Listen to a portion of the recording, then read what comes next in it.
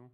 L'idée, c'est de rentrer un peu plus quelques minutes. Évidemment, pour tous ceux qui nous entendent, on aura le moyen d'organiser des entretiens individuels, etc., pour y revenir, mais d'essayer de présenter ce que va être le MBA en communication digitale. Il nous paraissait évident, c'est pas seulement parce que tout le monde parle de communication digitale, on ne sait d'ailleurs pas très bien toujours ce que les gens y mettent derrière, mais il se joue notamment en ce moment des choses très très importantes pour les entreprises au niveau de la communication digitale parce que ça change beaucoup. Avant de te poser quelques questions un peu plus précises sur la communication digitale, Thierry, déjà, je vais te poser une question très banale en ce moment, mais bon, ça ne mange pas de pain. C'est toujours bien d'avoir de sentir un peu la tendance. Mais ça a fait quoi le Covid chez Nidecker? Ça a été quoi les principales conséquences du Covid sur l'entreprise et la marque Nidecker?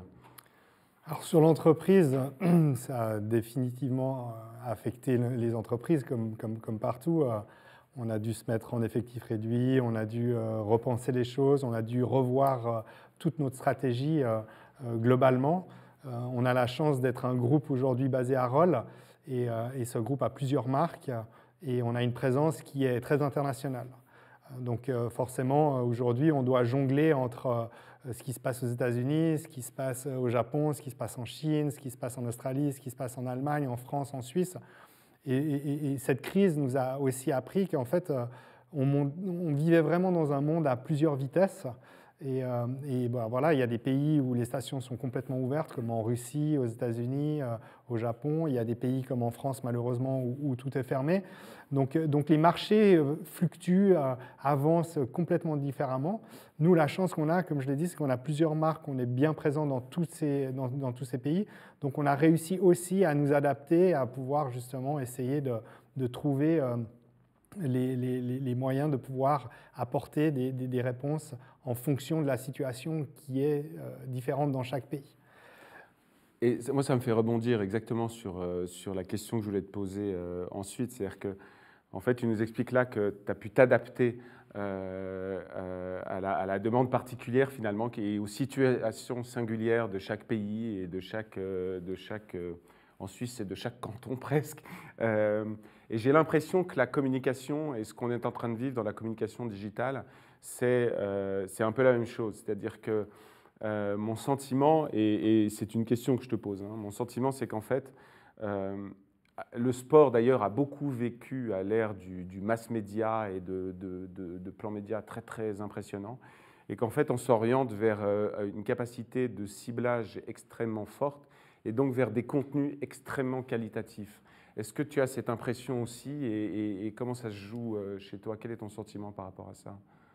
Ce qui est sûr, c'est qu'il y a une énorme transition qui s'opère, mais elle s'opère depuis plusieurs années. En fait. Depuis que Internet existe, tout a vraiment évolué. Alors c'est sûr qu'on n'est plus du tout dans la même situation qu'avant, où par exemple dans nos sports, eh bien, notre business model était assez clairement défini. Aujourd'hui, il y a beaucoup plus d'inconnus, mais le digital a clairement accéléré toutes les choses. L'apparition d'Internet, l'apparition des réseaux sociaux a fait que toute notre communication a été bouleversée. Elle a été aussi bouleversée parce que enfin, on a un accès direct à notre consommateur final, ce qui n'était pas du tout le cas avant, puisque nous, en tant que marque, on travaille avec des distributeurs, ces distributeurs travaillent avec des magasins, et le magasin relayait l'information qui devait être transmise par le distributeur et par les marques. Et forcément, lorsqu'il y a plusieurs intervenants dans une discussion, eh bien, la transmission de l'information, elle se perd ou elle se modifie. Et pour les marques, ça a toujours été très, très difficile. Depuis quelque temps, grâce aux réseaux sociaux maintenant, et puis à l'accès direct avec Internet, et maintenant avec tout ce qui se passe avec l'e-commerce, forcément, notre prise de parole va directement au consommateur. Et donc, aujourd'hui, on a besoin d'avoir un discours qui a énormément évolué. On est obligé d'apporter quelque chose de très qualitatif aussi au niveau du contenu et des images, parce qu'aujourd'hui, on est noyé aussi dans une masse d'images qui existe. Et on a besoin justement d'être reconnu à travers nos athlètes, nos produits et tout l'investissement qu'on met justement pour que tout ce que l'on crée aujourd'hui soit innovant. Quand on parle d'innovation, il faut comprendre que l'innovation, ce n'est pas seulement de faire une meilleure planche de snowboard ou une meilleure chaussure ou une meilleure fixation. L'innovation, elle se trouve absolument partout. Elle se trouve dans le produit, mais elle se trouve dans la communication, parce qu'aujourd'hui, être innovant dans la communication, ça fait aussi partie aujourd'hui des choses qui sont très très importantes, et on est obligé de se réinventer. Et Nideker est une entreprise qui a réussi à se réinventer, puisqu'elle existe depuis bientôt 135 ans. Et comme on peut l'imaginer, le snowboard n'existe pas depuis 135 ans. Donc ça a commencé par des roues de char avec une spécialité de la courbure de bois, ce qui a été directement sur les premiers skis en 1912. Après, on a évolué dans plein de domaines, et en 1984, on s'est mis à faire du snowboard. Aujourd'hui, on est très actif dans le snowboard, et puis on veut vraiment continuer.